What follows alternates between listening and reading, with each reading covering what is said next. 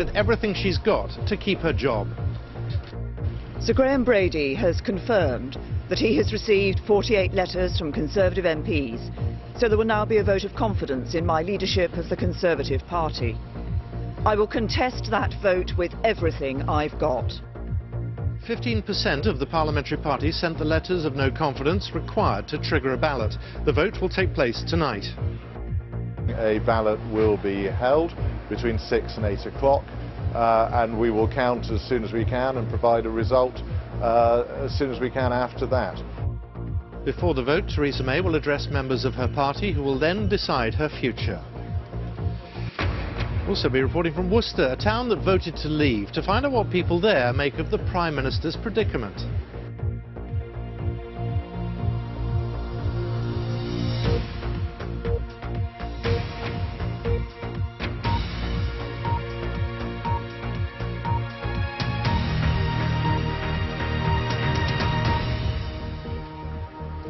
Welcome to Westminster on another extraordinary day as Theresa May pledges to fight for her leadership with everything she's got after Conservative backbenchers triggered a vote of confidence in her.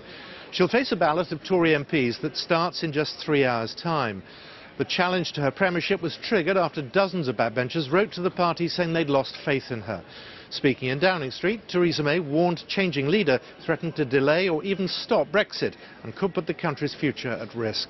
Our political correspondent Ian Watson has our first report on another dramatic day in Westminster and a warning it contains some flash photography.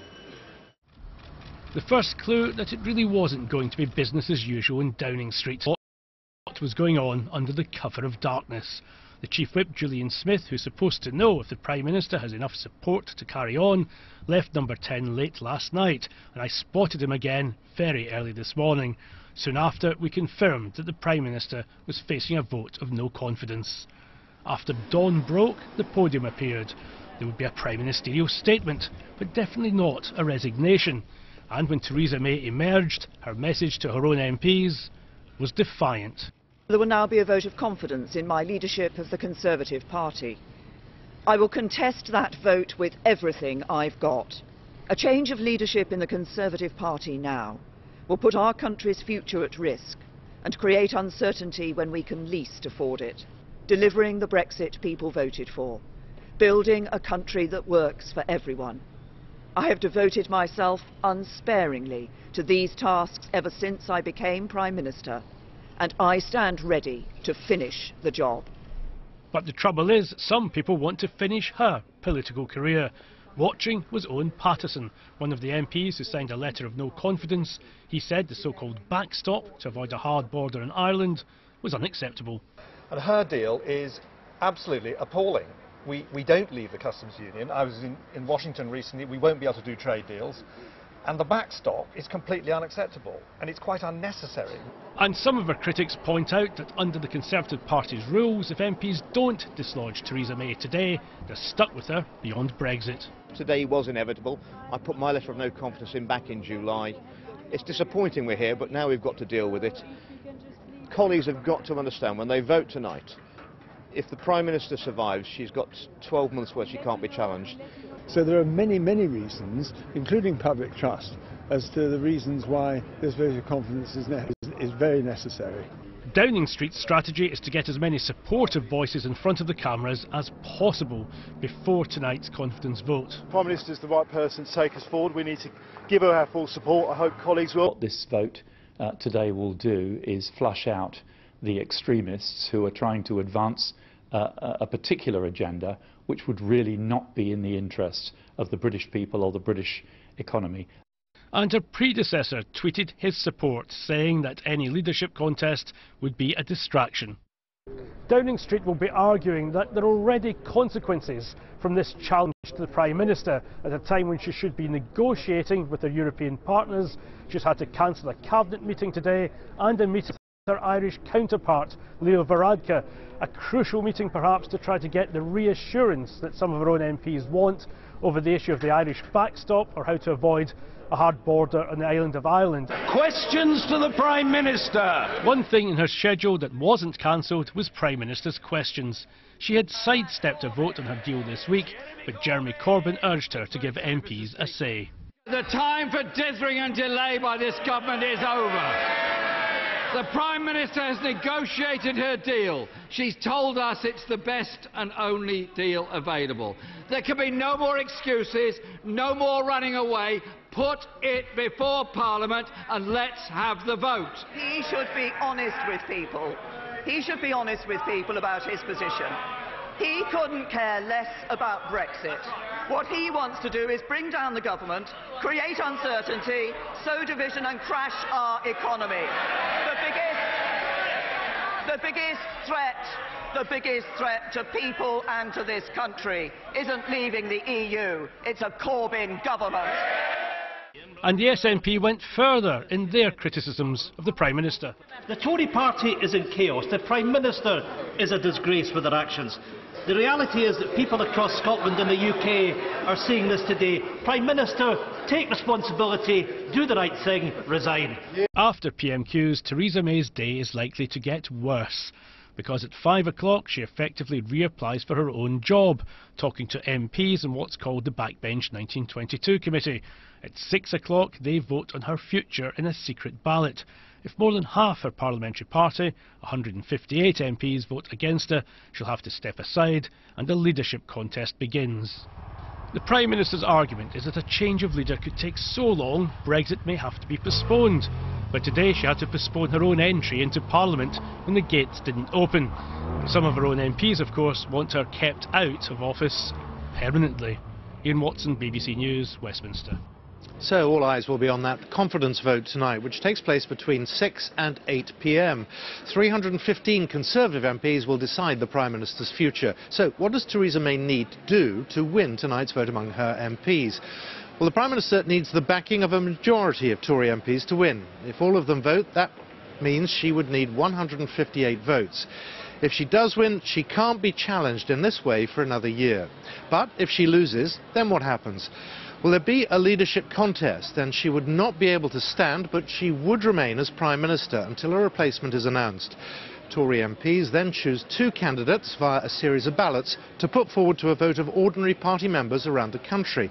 The candidates would be expected to take part in debates before the final voting deadline. If there's only one candidate, then that person becomes the new Conservative leader with no need for a vote from members. The winner of any Tory leadership contest would also be expected to become the new Prime Minister. But there's a worry that this entire process could take weeks, leaving the Brexit process even more uncertain.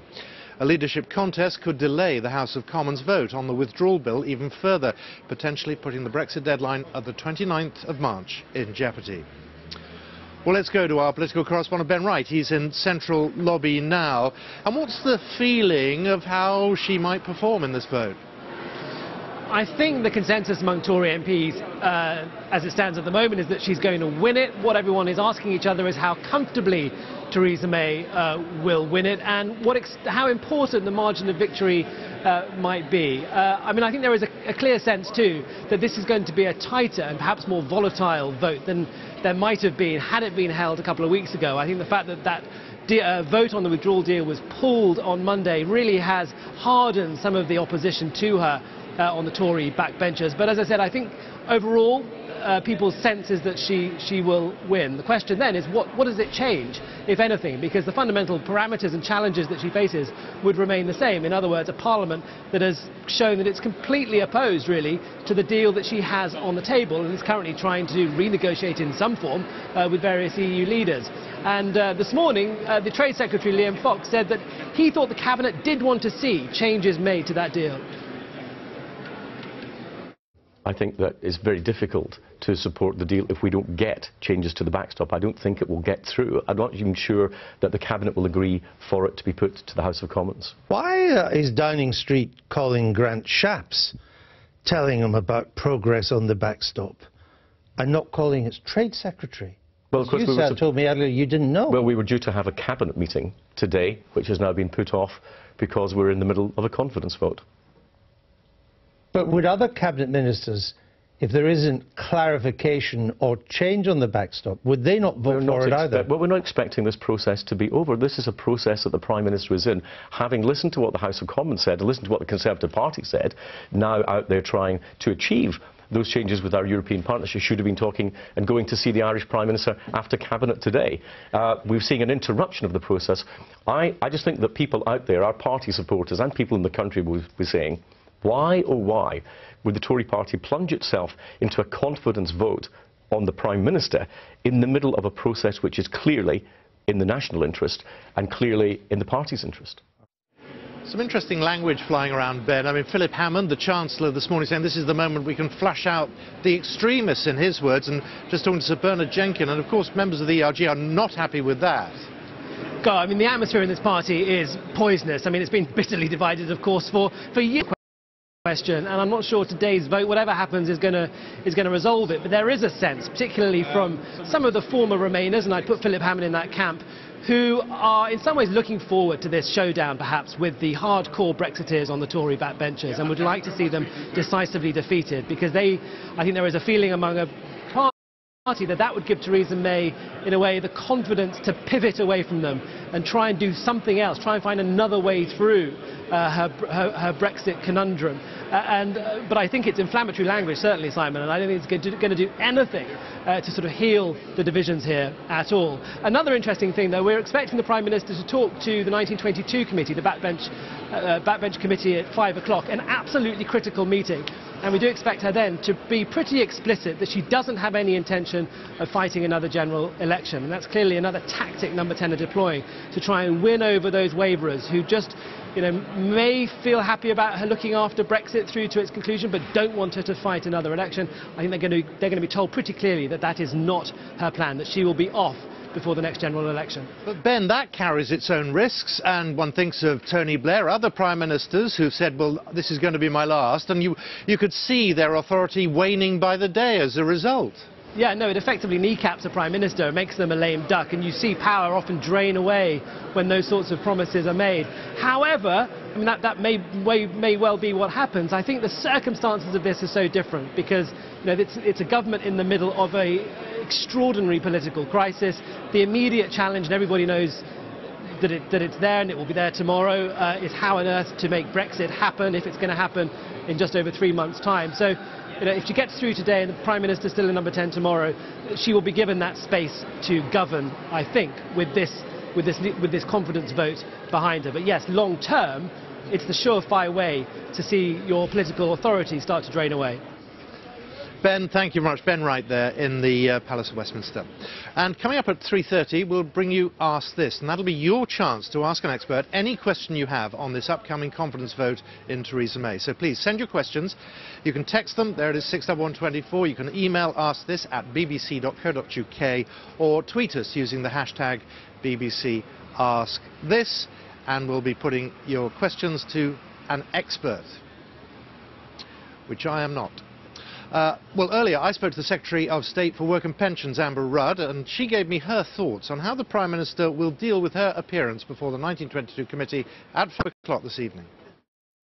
I hope she plays it as well as she played this morning's statement that she gave outside Number 10, when she really showed her passion for delivering for the country, her commitment to delivering on the referendum, and her strength of feeling about the domestic agenda. And I really hope that we can get back to concentrating on our domestic agenda, because that is what my constituents expect me to do. Well, let's talk about your constituents very quickly, because out there, and as I say, listening to phone-in programmes on the radio, there's a lot of anger. There's a lot of fear about where we are generally, but a lot of anger at your party. Why, when we're at a moment of national crisis, it's self-indulgence, and some of your own colleagues have used that phrase. Yeah. Why, in the words of Lord Heseltine, when your party wants to change the song, just get rid of the singer? Yes, I've heard that comment from Lord Heseltine. Absolutely on the mark. And I think that anger is justified. We need to put this behind us. I hope that today will just be an example of an unfortunate, messy incident, but we can now get on with supporting the Prime Minister and trying to put some stability back into government, which is what people want. Interesting in Prime Minister's questions today, up watching from the just above was the Prime Minister's husband.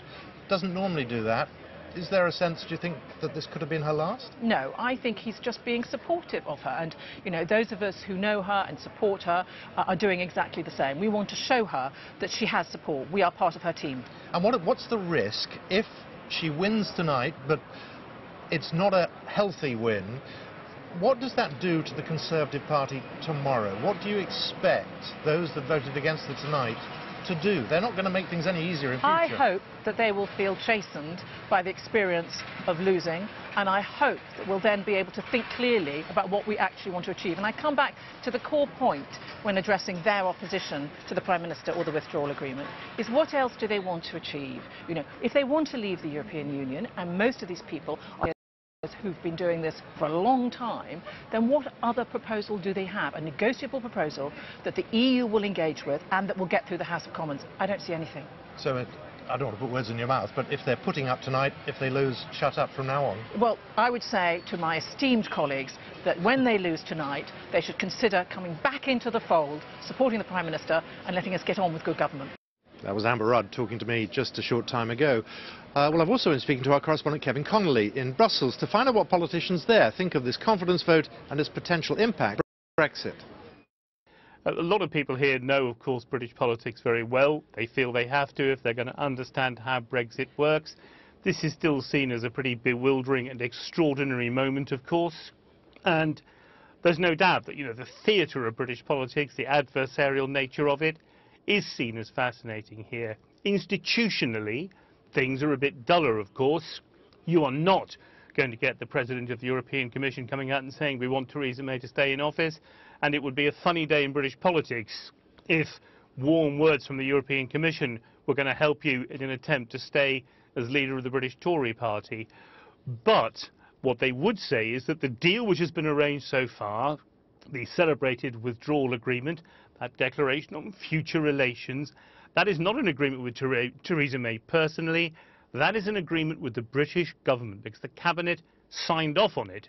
So they would certainly deploy the legal argument that nothing changes if the leader is replaced. And the other point to make, of course, is this is a grouping of 28 democracies, soon to be 27. Leaders do come and go. Whoever turns up as Prime Minister of the United Kingdom will simply be the Prime Minister of the United Kingdom. Were Theresa May to lose, it's assumed here that she would still come tomorrow as a kind of caretaker Prime Minister. She, in that sense, will still be in office, although, of course, with diminished authority. So it's certainly seen as an interesting moment here. But the British idea that everything will change if you have a different leader, a different tone, a different strategy, that is not really accepted here. They say this is a complex negotiation which has involved 28 governments. Changing the leader of one of those governments, even if it's the one at the centre of the whole business, is not going to change as much as some British MPs might care to think. Well, that was Kevin Connolly. I've just had a tweet sent to me saying, "Hello, Simon McCoy, can you please tell me what's going on with the government?" No, and very few people at the moment here in Westminster have much of a clue, but there has been a lot of reaction to this confidence vote on Twitter. The Home Secretary Sajid Javid tweeted support for the Prime Minister, and he said the last thing our country needs right now is a Conservative Party leadership election. It will be seen as self-indulgent and wrong. The Prime Minister has my full support and is the best person to ensure we leave the EU on the 29th of March. The former Prime Minister, David Cameron, urged Tory MPs to back Mrs May in the vote of confidence. He's tweeted, "I hope Conservative MPs will back the Prime Minister in the vote today. We need no distractions from seeking the best outcome with our neighbours, friends and partners in the EU." Meanwhile, the Labour leader, Jeremy Corbyn, he said, "Whatever happens with Theresa May's vote of no confidence, it does nothing to solve the Conservatives' total inability to govern." The DUP MP, Sammy Wilson, has been tweeting as well. He said, "Our confidence and supply agreement is with the Conservative and Unionist Party. The current Brexit policy is totally unacceptable to us and the House of Commons. It is entirely a matter for Conservative MPs to decide who their leader is, but the policy must change." Conservative Brexiteer Andrea Jenkins has tweeted, "I take it that those cabinet ministers defending the Prime Minister this morning will not put their name in to succeed her if there is a leadership election. I hope colleagues will vote the right way this evening. It is time that we had a new leader to save Brexit and unite our country." And the former UKIP leader, Nigel Farage, he's also tweeted. He said, "Tory MPs have one last chance to save Brexit tonight by removing Mrs May. Time to stand up," he says, "and show some courage." So what do people outside this Westminster bubble think of the attempt to topple Theresa May? Voters in the city of Worcester elected a Conservative MP last year and voted leave in the EU referendum. Well, our reporter Catherine Stancheshin is there. So how do people express their view about the Prime Minister right now, Catherine? Well, people have been pretty vocal in their views today here in the beautiful city centre of Worcester. Very, very busy, of course, as we head up towards Christmas. Many people here telling me that whether they were remain or leave, they are concerned about this latest development because they are worried that is going to cause problems in the future. And also many people uttering that refrain that we've heard many times, we just want this to be got on with. We just want Brexit to happen. I'm joined now by Brian and Irene out and about in Worcester city centre today. First of all, can I ask whether you are Leave or Remainers? Remainer. OK, so you both voted Remain. Yes. What do you make of this, the latest development, which is this vote of confidence in Theresa May? It beggars belief how anybody would think it's a good time to enter into such a thing. And who's going to be the big white knight come forward and say that they can sort of negotiate with Europe when they seem to be they've made it quite clear that they're not up for moving. So you think it's playing politics at the moment? Absolutely, absolutely. I can't see it anything else, but not at this sort of late stage. And that's something I keep hearing, that this is actually late to do this. The day to be doing anything like this. I mean, let on with the Brexit. This is not going to help. Get on with it, is it? Not possibly. We've got Christmas in between, haven't we? It's not going to happen. You say that as Remainers, though. Do you not think this might end up, as some people are saying, in us actually not leaving the European Union? Oh, it'd be nice to think that even though we're Remainers, that democracy can be and the democratic vote can be played out. I'm sure that if we did remain now, then there'd be very much a lot of ill feeling from the people who did vote to leave. Definitely. Do you expect Theresa May to still be Prime Minister tomorrow? I hope so, so she can carry on getting on with it. Because otherwise, what's going to happen? When will it be done? The Brexit will be delayed. Thank you very much, Brian and Irene. What's going to happen is, of course, something that people keep asking and that none of us really know at the moment. We're hearing that around 170 MPs have publicly backed the Prime Minister. She needs that figure of 158 to win that confidence vote later. But, of course, we just don't know at the moment. You're absolutely right. We just don't know. Catherine, thank you very much. That's Catherine Stancheshin there in Worcester. Switch on the radio anywhere this morning. A lot of anger being expressed by people just at what's going on here at Westminster. This many describe as a distraction from the ongoing crisis with the Brexit negotiations and Theresa May's battle with the EU on that. But what do people around the country think about what's going on, about the confidence vote that's being held here tonight and the general mood of where we are? Well, we've been asking people around the country. Do you have confidence in Theresa May? Not at all, not in the slightest. I think she's had a horrible job, in fairness. I don't think anyone can do it because I think it was based on a load of, promises that maybe weren't well researched. Yes, I have confidence in the way she's worked through this. She's pragmatic. She's not let anyone fluster her. Yeah, I think she's trying to do a good job, and I think there's a lot of people clamouring for a job. Mainly men clamouring for that job, and I don't think, I can't see any others coming through that could take a job. Definitely not from Labour. I do support her, and I really do feel for her at the moment. It's a really difficult job. I don't think she knows what she's doing. That's my honest opinion. And I know that no one really knows what's going on, but as a leader, I feel like she should have some idea, some direction. I'm just not getting that from her. I think she's trying very hard in extremely difficult circumstances. That's nice to see a powerful, confident woman in a big public place and in charge, but maybe she needs to rethink her strategy. She does a sterling job, and I think it'd be good to see anyone else think that they can do a better job than Theresa May. Traditionally, I'm a Labour supporter, but we do like Theresa May's honesty and how she's for us. Well, that's some views from around the country.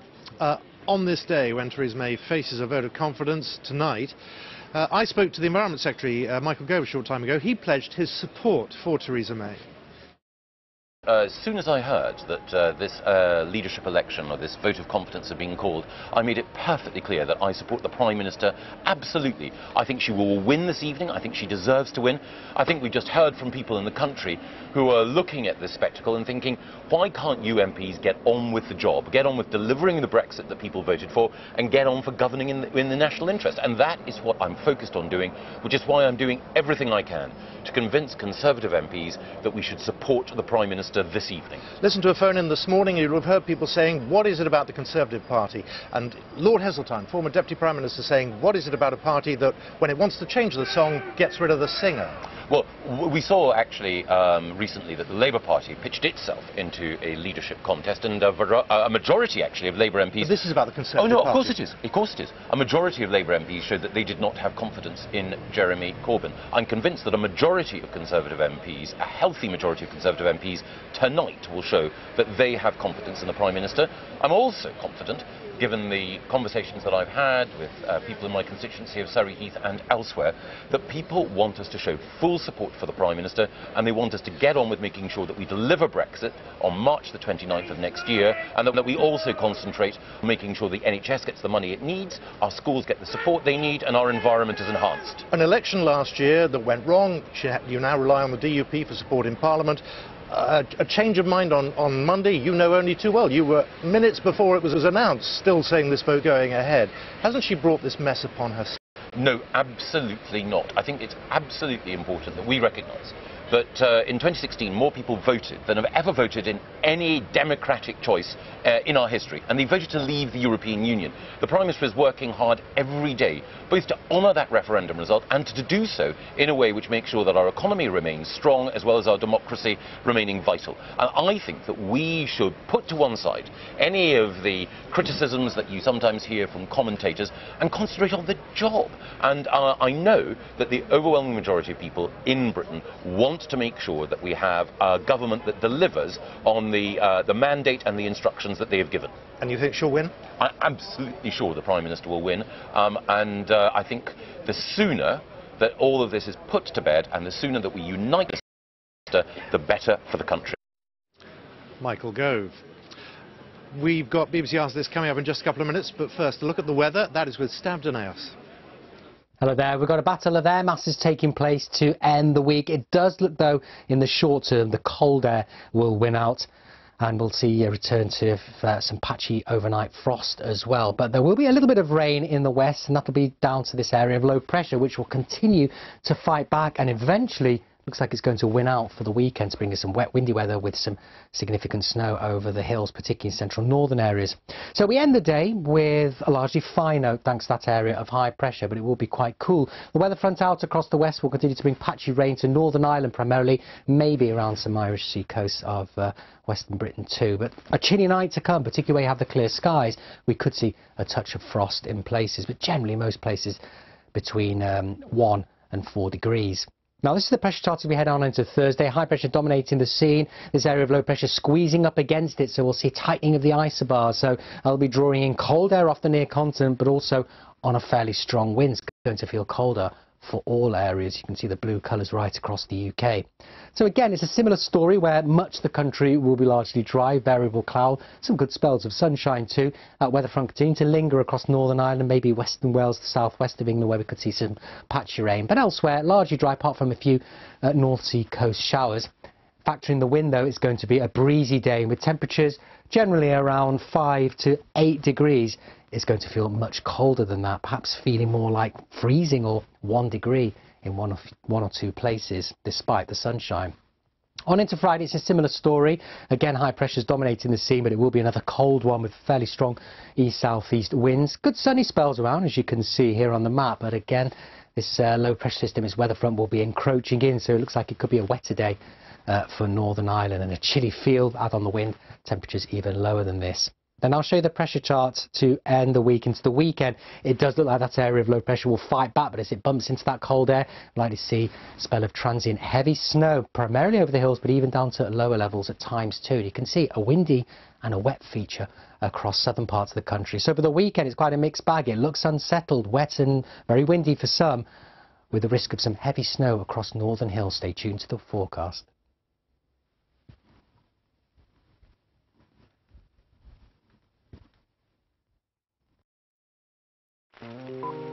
There are many movies out at the moment that are claiming to be comedies. This beats all of them. And on the one hand, it's a political tale. On the other hand, it is a magic realist fable. It is baggy and overlong. You can either just see it as a really good popcorn adventure or as something much deeper. That's what a proper cult movie looks like. My problem with it is I wanted it to be darker. The script is laughable, but not in a good way. This has proved so divisive. I was reminded of the friendship between Elliot and E.T. Every time anyone says mockumentary, immediately think, is it as good as Spinal Tap? The answer is no. Very smartly reinvented a franchise, and who thought that was possible? It does the thing that cinema is meant to do at its very best, to completely immerse you, to transport you, to take you to another world. Words of Wisdom, the film review, Friday at 5:45 on the BBC News Channel.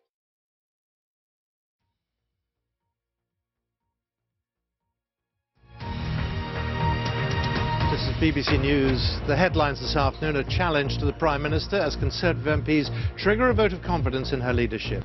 Theresa May says she'll fight with everything she's got to keep her job. Sir Graham Brady has confirmed that he has received 48 letters from Conservative MPs, so there will now be a vote of confidence in my leadership of the Conservative Party.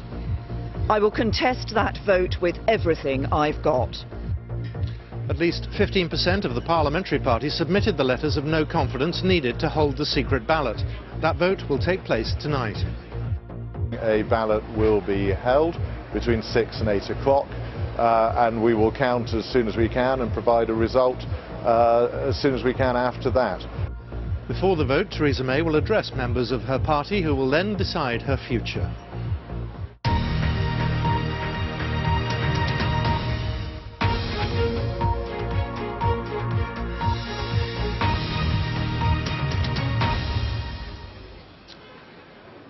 Here on BBC Ask This, I'm joined now by Dr. Catherine Haddon from the Institute for Government, and she will be answering your questions this afternoon, and they've been coming in thick and fast. A lot of people, some rather interesting questions, and I'll start with this one from Dave Smethurst, who's emailed to ask, if Mrs May fails to win the no confidence vote, will she stay on as the Prime Minister until a new leader is elected? Will her deputy step in? What happens? She can stay as Prime Minister. There's a good chance that she does. We saw in 2016 when David Cameron announced that he was going to resign as Prime Minister, he said that he would stay on for the duration of the leadership contest to come. Theresa May thus far seems keen to stay and do her duty for the government, so one can almost expect that she'd do that. The key is we don't really have some kind of post of caretaker Prime Minister during this period, and we need a Prime Minister in place. There'll still be lots of things happening in government, so in a way it might be incumbent upon her to stay in post. A lot of people suggesting that David Lidington, for example, might just step in to carry them through until that new appointment. Yeah, and this was also raised in case there was a vote of confidence in the House of Commons as well. It's possible that they could do that, but as I say, it doesn't seem to be her character thus far. It's been big questions for the Conservative Party as well if they did that, because they haven't yet been through the Conservative leadership contest. Obviously, this is all speculation at the moment. We'll wait and see what the vote is tonight. But I think there's probably a good chance, given what she's like, that she'll want to stay in post. But we don't know. Right. Second question. Marcus on Twitter asks, if significant numbers of her MPs support a motion of no confidence, then surely Theresa May has lost her majority and her ability to get anything through Parliament. Can she realistically continue in that case? Well, it's a very interesting question to pose, but the two things are very different things. Confidence in Parliament is assumed until you've clearly lost it, and that means actually losing a vote of no confidence in this case, and that leads to all sorts of different things that I think we'll get to in a minute in one of the other questions. Right. So it won't imply that she would be able to stay on if she had still lost a significant number of them, because it doesn't mean that they're not going to vote with her on other things, and it also doesn't mean that they would want to bring down the government, trigger a general election, trigger the fall of the government. And the point is just one vote, that's all she needs. Yeah. Yeah. Or just one vote beyond the majority, yes. So it could be quite narrow. We've already got quite a lot of expectation management coming out of Number 10 about what kind of numbers they think will be enough. Whether or not she achieves a slightly higher number than that, we don't know. And it's a closed vote. And it's MPs a closed vote, exactly. Dare I say it, lie. They might say they voted one way when they haven't. Well, they might do, and also we've been seeing a lot of them on Twitter this afternoon. People have been counting the number of MPs and ministers who've been saying that they would support her, and that showing that she's got enough support. But yes, that doesn't mean that they will vote that way when they get into the room. They could go, you know, we will see what they want to do. Right, next one, Catherine. Pauline Wardle, she's tweeted, how long did the letters to the 1922 committee stay valid? I mean, we don't actually know when the first letter we don't. went in, do There we? could have been some that have been there since her premiership started, for all we know. Really? Well, we don't know. We know that obviously there were quite a few put in a few weeks ago, and the European Research Group said that they thought they'd got to 48, and it turned out they hadn't quite. We also don't know whether they've exceeded 48 by how much. So we don't know the scale of MPs at the moment who are objecting to her on that basis. They do stay valid. Obviously, it's a moot point because if she wins this vote, she gets to stay in post for a year without any other challenges. So none of those letters would count for anything for the next year. What normally happens is either MPs will withdraw them, or they would at least say to Sir Graham Brady they're not just that burnt up and start again. As far as I'm aware, no. They stay valid, but I mean, I could be wrong on this. What has happened though over the last few weeks is some MPs have said that they didn't want their letter to be triggered, so it was not activated, and they told Sir Graham Brady that it would just stay on file for that period. But one assumes that it, you know, the vast majority, it would just be resumed if, in a year's time, she was still in post and they were still asking these questions. Gosh, a year seems a lifetime away at the moment, does, doesn't it? Yeah. Now, this one from Andrew and Pat Barnes via email. Should Theresa May survive the vote tonight, would the opposition parties still be able to have a vote of no confidence in the government? What would happen if they won this? I just want to pick up the word survive there. I mean, it's a win for her, isn't it? She either wins or she loses. It is, but remember, the vote tonight doesn't change anything in terms of the other challenges she's faced. She still has a minority government. She still faces huge challenges in getting her deal through and getting the numbers for all of that. So all it does is create her in a more secure position as leader of the Conservative Party, not in her post as Prime Minister or in her ability to get Brexit through. But to answer the question, yes, it doesn't change any of that. They can still put down a motion of no confidence. If they put it down in a particularly worded way, it triggers a process that could lead to a general election. But they've got to do that while Parliament's still sitting. It's actually only the opposition that can do that. It is, yeah. These can put down votes of censure, but they would only come during their particular opposition days. The the Labour Party are the only ones that can actually put down an unambiguous formal vote of no confidence and make sure that that is timetabled for a vote and a debate. So the power really does lie with the official opposition. And they could do that at any moment. They could do that at any moment. And is that then up to the Speaker as to how that works and when? No, it's down to the government to timetable that. Right. And the guidance that they have, the very strong parliamentary convention, is that they have to do that at a very early notice. So you would expect that to happen very shortly. We don't know, because we're coming up to, it's next Thursday, obviously, at the moment is, I think, still when Parliament's going to end for Christmas. So the big question is, obviously, if they wanted to. At the moment, Labour seem to imply that they don't want to until... Well, they're saying when, not if. Exactly. But to do that before that time, the clock is running down before Christmas, so you might be looking again at January. Oh, that wretched clock. Well, Andrew and Pat, they had that second question. What happens if they win this? So if there's a vote of no confidence, the Labour Party and the other parties have already said they want to back Labour on this. What happens then? If Labour win it. Put it through and win it. So what happens is, if it's an unambiguous one under the Fixed Term Parliaments Act, so it has to be worded in a particular way, this House has no confidence in Her Majesty's government. If they do it that way, it triggers a 14-day clock. We keep talking about these clocks. Another clock, excellent. Another one. And that's 14 calendar days. So that takes us, if it happens, if the vote happened immediately, it takes us into the Christmas break, which is very awkward for all concerned. And during that 14 days, a government, possibly the current government, possibly a newly formed one under a different Prime Minister. So presumably the Queen's involved somewhere along the line. The Queen is involved somewhere. If that vote of no confidence was lost by the government and Theresa May said, well, I can't then stay on as Prime Minister, I say that whoever, another Conservative MP, should be the Prime Minister now and should have this opportunity to form a government, to get further agreements with the DUP, with others, to try and shore up support. They then have to win another vote of confidence within that 14-day period. Otherwise, we go automatically to a general election. Right. Yeah. Take breath. Complicated. Now, Paul Ridge has tweeted, could we reset Article 50, i.e. unilaterally revoke it and then resubmit? So starting the 2-year clock again. Well, so there's been a lot of talk about what do we do about the deadline, 29th of March, if we start to have all these new processes, if we have Conservative leadership contests, if we had a general election, or indeed if we started thinking about another referendum, because those would affect the amount of time that Parliament's got to be dealing with all the legislation, to be planning for no deal. Does it get too acute? So are there ways that you can extend the process? Now, you can extend it by asking the EU for an extension, but that means their agreement, and there's a sort of finite amount of time they might be willing to grant. And they have to put that to each member state. Yes, indeed. So that would involve all of them. We've had indications that they would do so if the UK needed to go through further constitutional processes. But again, it's a question of how much time, because they've got EU Parliament elections coming up as well. The other option that your questioner implies, use the word revoke, which is revoking it, which is rather big. Well, it is, but this is what the ruling from the European Court of Justice was about on Monday, where they said that the UK could unilaterally revoke the Article 50 process. Now, interestingly, the Advocate General, who advises them, said that if they did that, it would have to be in good faith, i.e. you were revoking it because you decided not to do Brexit anymore.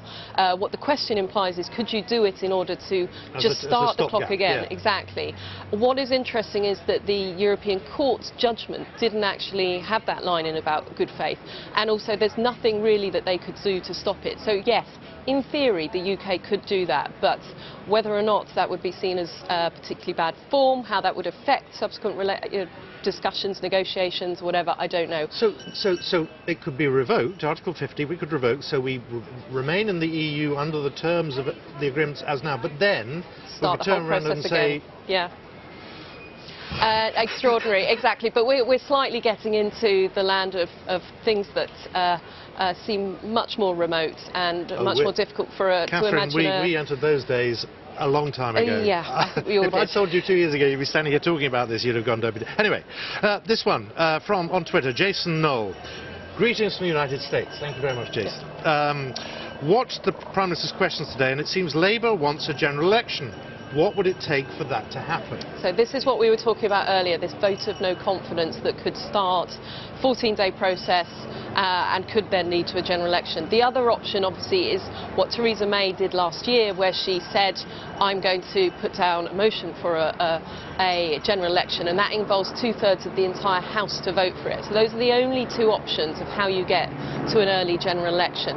And Labour, the only way they can instigate it is through the vote of no confidence.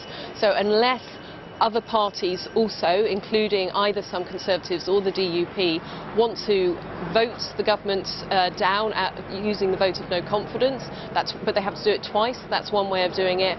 The other option, though, involves the government deciding that they want a general election. Catherine, it's not a question that's come in, but if Theresa May loses the vote tonight, obviously the focus is then on who replaces her. What's the process for that? So the Conservative leadership contest would then be, firstly, people putting in their candidacy. We'd wait and see how many of them are. That could take a week or so. I would imagine that they would try and speed up the process. Last time round, you know, they were looking at several months before then Andrea Leadsom dropped out and we had an early result with Theresa May becoming Prime Minister. But that process of first, how many candidates? Because then Conservative MPs have to go through a series of ballots where they try to whittle down the number to just 2 candidates. Each ballot, The person with the fewest votes would then drop out. Where's that ballot held? That would be held in Parliament. Right. So that would, the implication is that also requires Parliament to be sitting during that process. But again, they're going to probably, if that were to happen, try and find ways to speed up this process. It's possible they could get through. They're not going to cancel Christmas, are they? They're not going to cancel Christmas. I'm pretty sure of that. Whether or not they cancel the amount of leave that Parliament then has, I mean, who knows at this point. And then it's whittled down to It's whittled down to 2 candidates. At that point, it goes out to a postal vote. And again, in theory, this takes a certain amount of time because they would normally want to have hustings, want to have the 2 candidates being able to go around the country, being able to sort of speak to constituencies and try to make their candidacy. But doing all of that could take a matter of weeks. This has a huge effect on the amount of time before we have a new Prime Minister in place and know what their plan would be for how to take forward Brexit. What's that word, time again? I know what I'm getting you for Christmas. Thank you. It's a clock. Catherine, fascinating. Thank you very much for helping us all out with that, Catherine Haddon. Well, that's BBC Ask This for today. There'll be another one tomorrow, I suspect. Let's get a look at the business news now. Mariam Mashiri has that, and we can go to her now. Mariam. Thanks very much, Simon. Yes, the markets are closely watching the goings-on in Westminster. The pound has recovered some of its recent losses as the latest indications are that Theresa May has enough support to win tonight's no-confidence vote. Investors, though, are also very focused on the latest twist in the trade row between China and the US after conciliatory comments from President Trump. Well, let's take stock of what's going on with Michael Houston. He is from CMC Markets and joins us now from the trading floor there. Michael, what are people around you saying about today? They must be pretty miffed at what's been going on in Westminster. It's certainly, I think, been a roller coaster 24 hours for the pound, Mariam.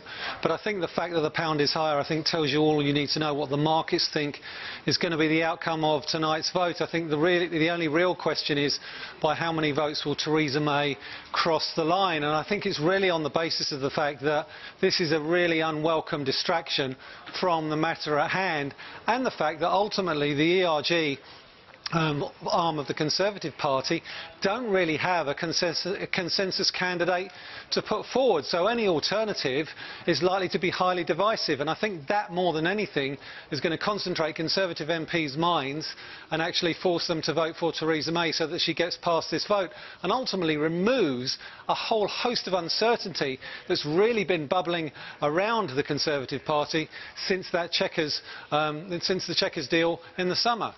Of course, Michael, the thing with the vote this evening is that if Theresa May were to lose, that makes the likelihood of a no-deal Brexit a much bigger possibility. And the markets, I mean, they just can't countenance that, can they? They can't, and I think that's why